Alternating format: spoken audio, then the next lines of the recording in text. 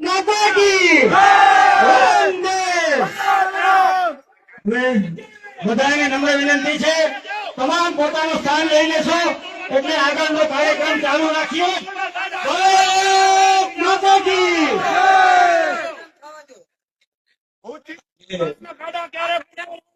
દોસ્તો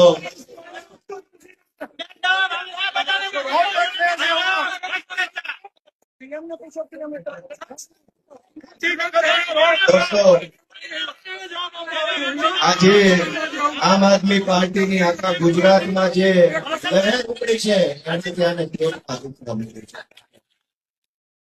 પણ હવે આની બીજી કોઈ દવા નથી। હવે તો વિસાવદર વાળી ખાવાની જ છે ને આખા મધ્ય વાળી ગુજરાતમાં એને કોઈ નહીં રોકી શકે। જનતાને ખૂબ દબાવવાની કોશિશ આવી રીતે 30 વર્ષોથી કરી છે આ ભાજપ વાળાએ।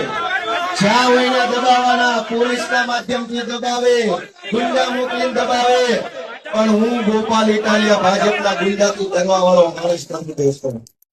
અમે ગુંડાઓથી ડરતા નથી દોસ્તો।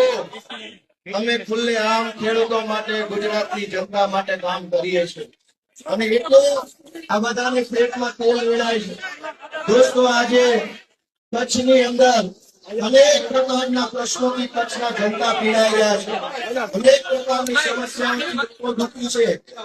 એ બાબત ઉપર ધ્યાન આપવાના બદલે ભાજપ જે ધંધા કરે છે એ ધંધા બિલકુલ ગેરવ્યાજબી દોસ્તો।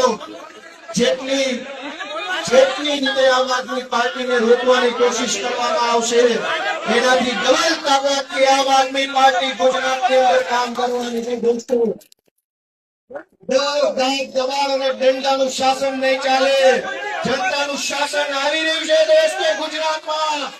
અમે કોઈનાથી ડરવા વાળા નથી, કેમ કે ચાઇના ક્લેના ધંધા અમે નથી કરતા, જમીન પકડવાના ધંધા અમે નથી કર્યા, દારૂ વેચવાના, ડ્રગ્સ વેચવાના ધંધા અમે નથી કર્યા અને એટલે ભાજપના એક પણ ગુંડાઓથી અમે ડરવાના નથી દોસ્તો। આટલી વાત હું ભાજપના લોકોને કહી દેવા માંગુ છું।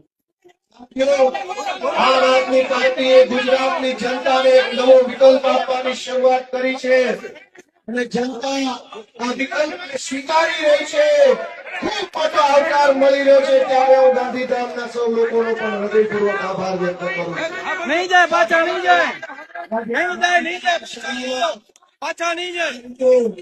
જે કાર્ય થઈ રહ્યું છે એ તમે જોઈ રહ્યા છો કે કેવી રીતે આ લોકોએ 30 વર્ષથી ભાજપની સરકાર ચલાવી હશે।